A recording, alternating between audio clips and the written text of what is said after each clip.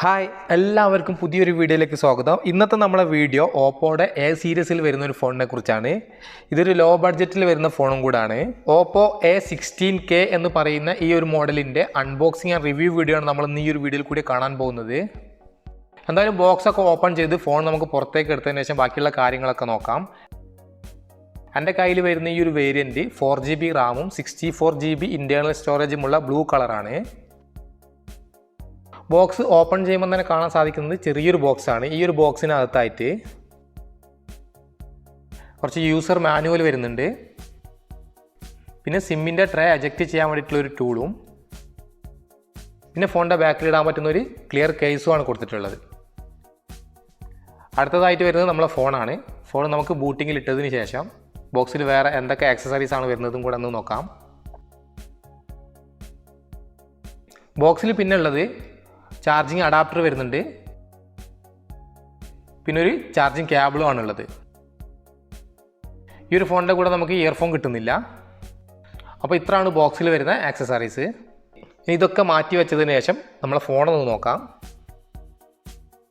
അപ്പോൾ ഇതാണ് നമ്മളെ ഓപ്പോ A16K എന്ന് പറയുന്ന മോഡൽ ഫോണ്.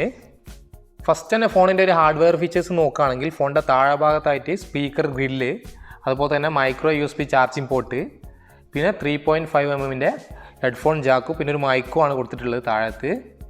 ലെഫ്റ്റ് സൈഡിലായിട്ട് സിം ട്രേ ആണ് വരുന്നത്. ഈ ഒരു സിം ട്രേയിൽ നമുക്ക് ഒരേ സമയത്ത് 2 സിം കാർഡും ഒരു 1TB വരെ സപ്പോർട്ട് ചെയ്യുന്ന മെമ്മറി കാർഡ് ഇട്ട് യൂസ് ചെയ്യാൻ പറ്റുന്ന ഒരു ട്രേ ആണ് അവിടെ വരുന്നത്. മുകളിലായിട്ട് ഒന്നും തന്നെ വരുന്നില്ല. ഇനി റൈറ്റ് സൈഡിലായിട്ടാണ് power button and volume button കൊടുത്തിട്ടുള്ളത്. ഇനി ഫോണിൻ്റെ ബാക്ക് സൈഡ് നോക്കുകയാണെങ്കിൽ ഗ്ലോസി ഫിനിഷിൽ വരുന്ന ഒരു പ്ലാസ്റ്റിക് ബോഡിയാണ് ബാക്കിൽ വരുന്നത്. കൂടാതെ ഒരു ക്യാമറയും ഒരു ഫ്ലാഷും ആണുള്ളത്. ഫിംഗർ ടച്ച് ചെയ്യുമ്പോൾ തന്നെ പതിയുന്ന ഒരു ബോഡിയാണിത്. അതുകൊണ്ട് തന്നെ നമ്മൾ ഇതിന് കൂടെ വരുന്ന കേസ് ഇട്ട് യൂസ് ചെയ്യുന്നതായിരിക്കും ബെറ്റർ.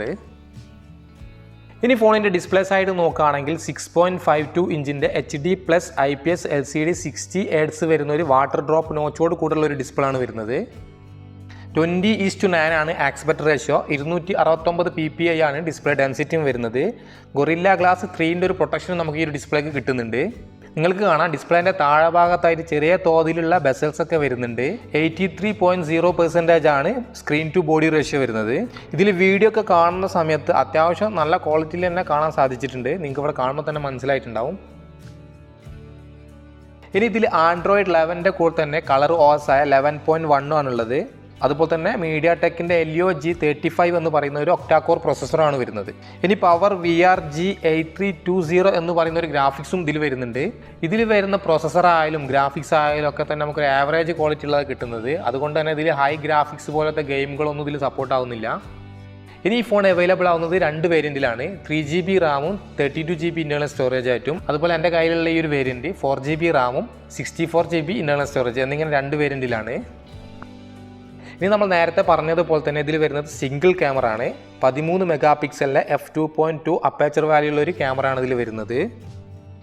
ക്യാമറയിൽ നമുക്ക് ഒരുപാട് ഓപ്ഷൻസ് ഒന്നും കിട്ടുന്നില്ല. നിങ്ങൾക്ക് ഇവിടെ കാണാം നൈറ്റ് മോഡ്, വീഡിയോ, ഫോട്ടോ, പിന്നെ മോർ എന്ന് പറയുന്ന ഓപ്ഷനിൽ പോയി കഴിഞ്ഞാൽ ടൈം ലാപ്സ്, എക്സ്പെർട്ട്, അതുപോലെ തന്നെ പനോരമ മോഡ് എന്നിങ്ങനെ ഓപ്ഷൻസ് മാത്രമേ ഇതിൽ വരുന്നുള്ളൂ. അതുപോലെ നമുക്ക് വീഡിയോയിൽ ഇതിൽ എടുക്കാൻ പറ്റുന്ന മാക്സിമം വീഡിയോ റെസൊല്യൂഷൻ എന്ന് പറയുന്നത് ഫുൾ HDയിൽ 30 frames/second മാത്രമാണ്.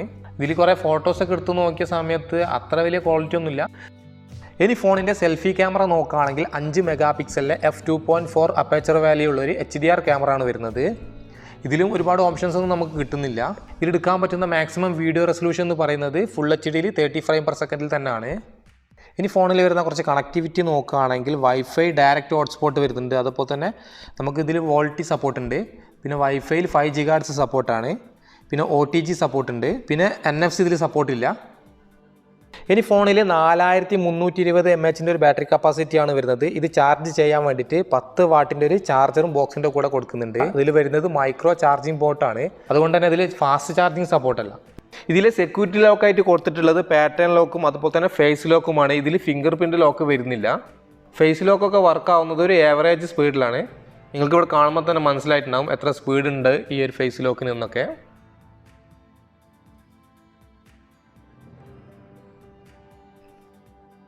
ഇനി ഫോണിൻ്റെ പ്രൈസ് നോക്കുകയാണെങ്കിൽ 3GB ആൻഡ് 32GBക്ക് UAE വരുന്നത് 499 ദിറംസും അതുപോലെ 4GB and 64GB UAE വരുന്നത് 599 ദിറംസുമാണ്. ഇനി ഇതിന് ഇന്ത്യയിൽ എക്സ്പെക്റ്റ് ചെയ്യുന്ന പ്രൈസ് നോക്കുകയാണെങ്കിൽ 3GB ആൻഡ് 32GB 10,400 രൂപയും അതുപോലെ തന്നെ 4GB ആൻഡ് 64GB 14,650 രൂപയുമാണ് ഓൺലൈനിൽ കാണിക്കുന്ന പ്രൈസ്. ഇനി ഈ ഫോൺ അവൈലബിൾ ആവുന്ന കളറ് ബ്ലൂ ആൻഡ് ബ്ലാക്ക്, ഇങ്ങനെ 2 കളറിലാണ് ഇത് വരുന്നത്. അപ്പോൾ ഒരുപാട് ഫീച്ചേഴ്സും കാര്യങ്ങളും ഒന്നും ഇല്ലാത്തൊരു ഫോണാണിത്. അപ്പോൾ ഈ ഒരു സമയത്ത് ഇങ്ങനെ ഒരു ഫോൺ ഇറക്കുന്നത് വെർത്താണോ എന്നറിയില്ല. അപ്പോൾ ഈ ഒരു പ്രൈസ് കുറച്ച് കൂടുതലാണ് എന്നാണ് എനിക്ക് തോന്നുന്നത്. പിന്നെ ഈ ഒരു ഫോൺ കൂടുതൽ ഉപകാരമാകുന്നത് ഒരു പ്രായമായിട്ടുള്ള ആൾക്കാർക്ക് ഗിഫ്റ്റ് കൊടുക്കാനും അതുപോലെ നമുക്ക് ഓൺലൈൻ ക്ലാസ്സിനൊക്കെ ഉപയോഗിക്കാൻ പറ്റുന്ന ഒരു ഫോണായിട്ട് ഇത് വാങ്ങാവുന്നതാണ്. ഈ ഒരു ഫോൺ എടുക്കുന്നതിലും നല്ലത് കുറച്ചും കൂടെ ക്യാഷ് നമ്മൾ കൂടുതൽ കൊടുക്കുകയാണെങ്കിൽ ഓപ്പോയുടെ തന്നെ A16 എന്ന് പറയുന്ന ഒരു മോഡലുണ്ട്. ഇതിൻ്റെ മുമ്പ് ഇറങ്ങിയിട്ടുള്ള മോഡലാണ്. A16Kയും അതുപോലെ തന്നെ A16 എന്ന് പറയുന്ന മോഡലും തമ്മിൽ നല്ല വ്യത്യാസം വരുന്നുണ്ട്. A16ൽ നമുക്ക് 4 ക്യാമറ വരുന്നുണ്ട്. A16Kയിൽ നമുക്ക് വരുന്നത് ആകെ ഒരു ക്യാമറ മാത്രമാണ്.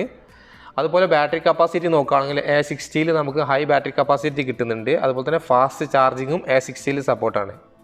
അപ്പോൾ ഇത്രയാണ് നമ്മൾ Oppo A16K എന്ന് പറയുന്ന മോഡലിൻ്റെ അൺബോക്സിങ് ആൻഡ് റിവ്യൂ വീഡിയോ ഇഷ്ടപ്പെട്ടിട്ടുണ്ടെങ്കിൽ ലൈക്ക് ചെയ്യുക, ഷെയർ ചെയ്യുക.